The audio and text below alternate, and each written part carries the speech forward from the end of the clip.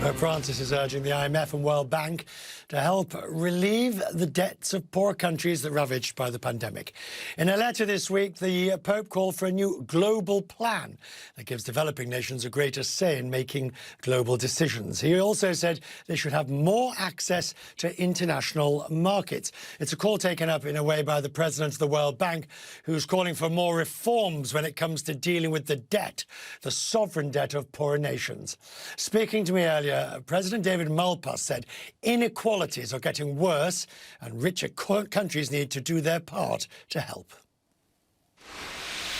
There's good news and bad news. The good news is that the advanced economies, there's been some upgrade of the forecasts, and particularly for the U.S. and China in terms of growth. But I'll say bad news is that the inequality problems are still with us. In fact, they're getting bigger. That means the median income in a lot of countries is not going up, and in fact might be going down. It's the inequality over the vaccination efforts. But, you know, one thing that I'll just mention and throw out for you is there are bankruptcy processes in most countries, but not for sovereign debt. So when a poor country gets into solvency problems, it's very hard to get out of them because there's not a bankruptcy process. So these are inequalities that people have to talk about, deal with, and think about where to go in the international system. How would you address that? That's the key now. I mean, we're at the point where I foresee rich countries getting richer and repaired, and poor countries just getting worse.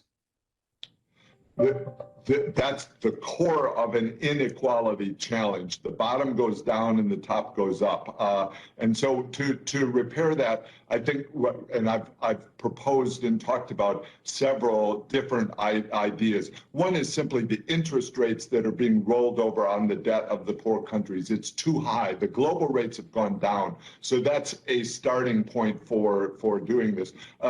Another is the transparency that I mentioned of the contracts.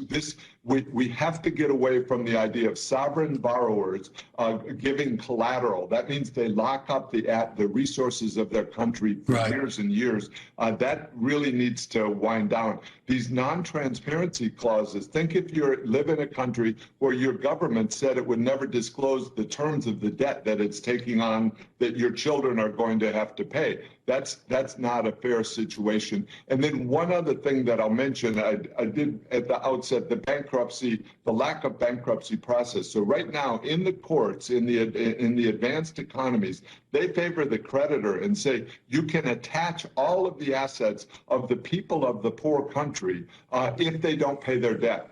And that puts them in a very weakened position in terms of negotiating a restructuring.